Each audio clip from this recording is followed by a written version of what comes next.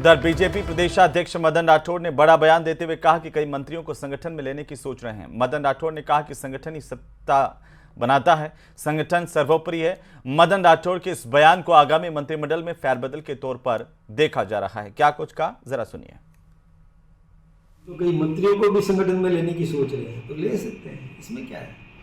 हमारे यहाँ से भी कहीं जा सकते हैं, कहीं उधर से भी हम ले सकते हैं। ये तो हमारे संगठन सर्वोपरि है, संगठन सत्ता बनाता है।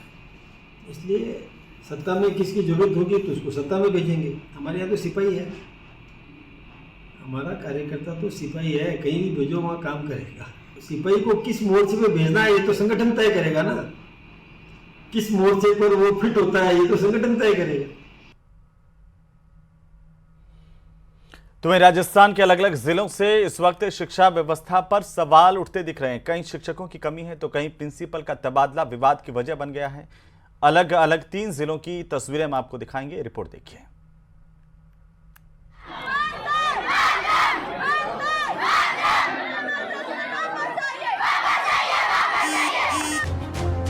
कहीं शिक्षक की कमी, कहीं जर्जर भवन, स्कूल में तालाबंदी, जमकर विरोध प्रदर्शन, बदहाल व्यवस्था के खिलाफ आक्रोश।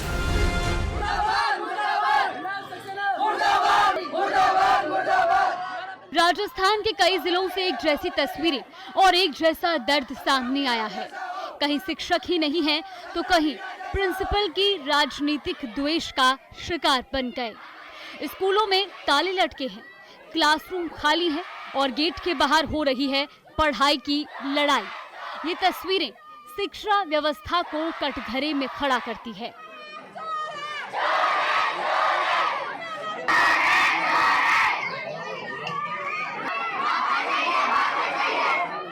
ये तस्वीरें हैं करौली के सपोटरा की, जहां प्रिंसिपल संतराम मीणा को एपीओ किए जाने पर इनायत स्कूल के छात्र भड़क उठे।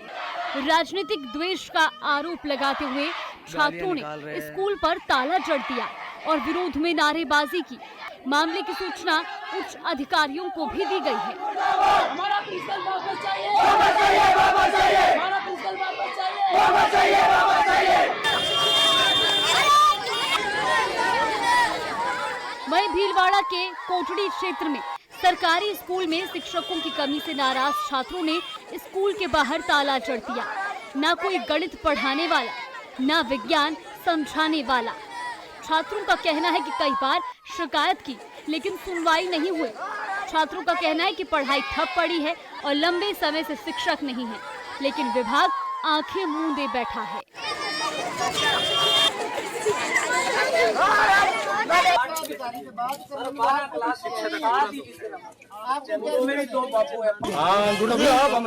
हनुमानगढ़ के राठीखेड़ा गांव में भी स्कूल के हालात ठीक नहीं। ग्रामीणों ने स्कूल में तालाबंदी कर धरना शुरू कर दिया है। आरोप है कि स्कूल में पढ़ाई का स्तर बेहद खराब है। 10वीं में 10 में से सिर्फ 4 छात्र ही पास हो सके।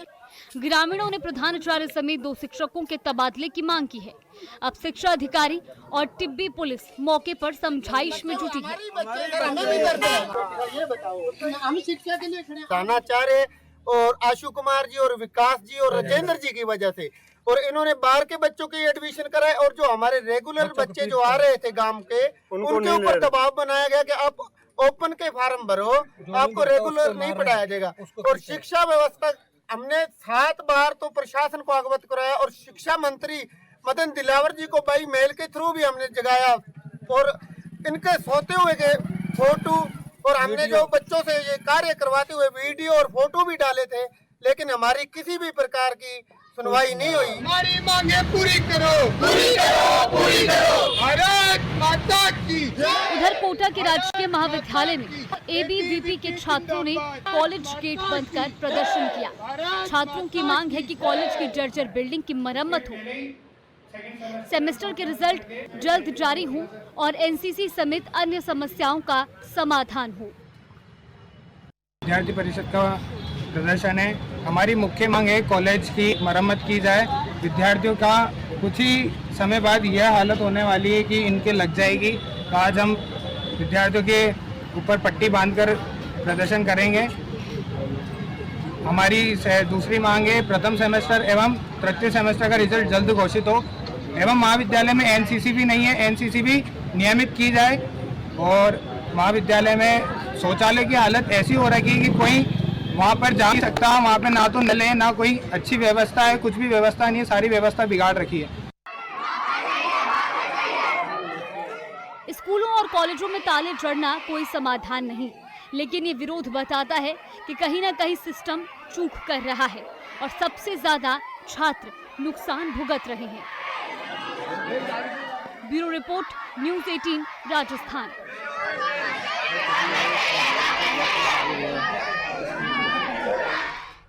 उधर जयपुर के सांगानेर तहसील क्षेत्र के नेवटा बांध के भराव डूब क्षेत्र में हुए अतिक्रमण को लेकर जेडीए की टीम ने कार्रवाई की है।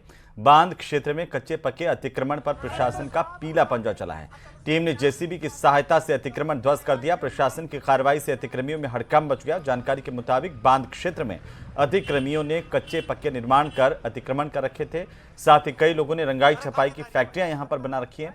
बांध क्षेत्र में अतिक्रमण की वजह से जलभराव में संकट की स्थिति बन रही थी। इस संबंध में जागरूक लोगों द्वारा प्रशासन को कई बार अवगत भी कराया गया था। जेडीए की टीम लाल लश्कर के साथ आज मौके पर पहुंची। रंगाई छपाई की कई अवैध फैक्ट्रियों को खाली करवाया गया, संरचनाओं को ध्वस्त किया गया, कच्चे पक्के अतिक्रमणों को भी हटाया गया। इस दौरान जेडीए की टीम के साथ बड़ी संख्या में पुलिस बल भी मौजूद रहा।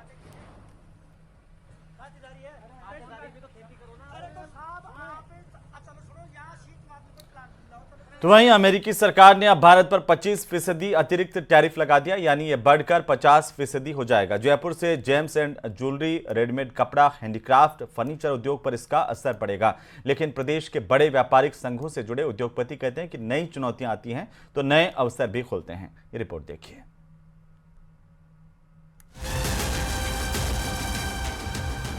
मैं जानता हूं व्यक्तिगत रूप से मुझे बहुत बड़ी कीमत चुकानी पड़ेगी, लेकिन मैं इसके लिए तैयार हूं।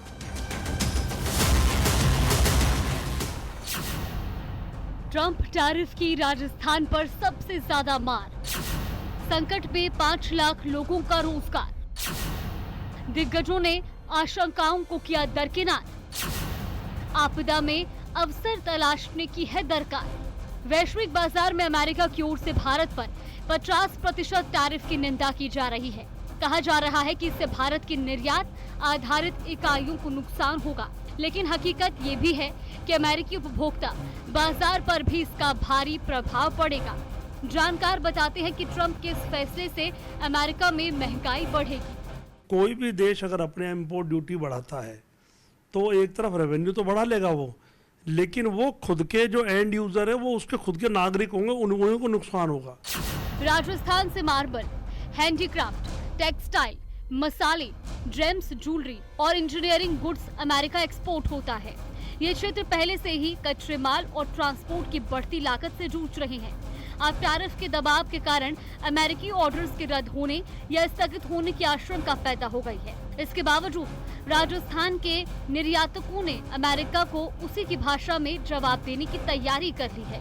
प्रदेश के निर्यातक नहीं चाहते कि देश के आत्मसम्मान की कीमत पर अमेरिका से व्यापार किया जाए। कि हिंदुस्तान या राजस्थान की जनता ने हमेशा किसी भी चुनौती में अवसर को खोजा है, चाहे वो पिछले 15 साल में जितनी भी आपदाएं आई हैं हमारे ऊपर किसी भी तरीके की, तो उससे नए मार्केट खुले, नए व्यापार के रास्ते खुलते हैं, नई चुनौती आती है तो नए अवसर भी मिलते हैं। हालांकि एकदम से वैकल्पिक बाजारों को तलाशना आसान नहीं है, लेकिन प्रयास शुरू कर दिए गए हैं। उद्योग भी हैं, भारत के उद्योग भी हैं, वो केवल, या राजस्थान के उद्योग भी हैं, वो केवल एक मार्केट पर निर्भर नहीं है। आपको ये बात समझनी चाहिए। अनेकों मार्केट है, यूरोप भी है, अफ्रीका भी है, ऑस्ट्रेलिया भी है, चाइना भी है। भारत बहुत मजबूत पोजीशन में है, ये देशवासी तो जानते ही हैं, दुनिया के दूसरे देश भी जानते हैं। वैसे ट्रंप टैरिफ की सबसे बड़ी मार निर्यात आधारित औद्योगिक इकाइयों में काम करने वाले कारीगर और कर्मचारियों पर पड़ने की आशंका जताई जा रही है। प्रदेश में करीब 5 लाख कर्मचारियों की रोजी रोटी पर संकट मंडरा रहा है। एक बार मैंने कहा शॉर्ट टर्म में इसका फ़र्क पड़ेगा, लेकिन लॉन्ग टर्म में मुझे नहीं लगता कि ये कोई लंबे टाइम तक रहने वाला टैरिफ। जैसे वो अगर आप पुराना स्टेट देखेंगे ट्रम्प का, तो जिन जिन देशों में उन्होंने लगाया है वो वापस ले लिया उन्होंने। तो या just waiting for the trade deal, America और इंडिया का जो ट्रेड डील होने वाला है उसका इफेक्ट आएगा और बहुत कम टैरिफ हो जाएगा। तो अल्टीमेटली लॉन्ग टर्म में फ़ायदा है। दूसरा, इंडिया को मार्केट को कोई इग्नोर नहीं कर सकता। जानकार मानते हैं कि राजस्थान से होने वाले कुल 80,000 करोड़ के निर्यात में से केवल 18,000 करोड़ का निर्यात अमेरिका को होता है। ऐसे में यदि प्रयास किया जाए तो साल भर के अंदर ही इसकी भरपाई दूसरे देशों से की जा सकती है। इस दौरान सरकार को निर्यातक और मैन्युफैक्चरर्स का साथ देना होगा। Bureau report, news 18 Rajasthan.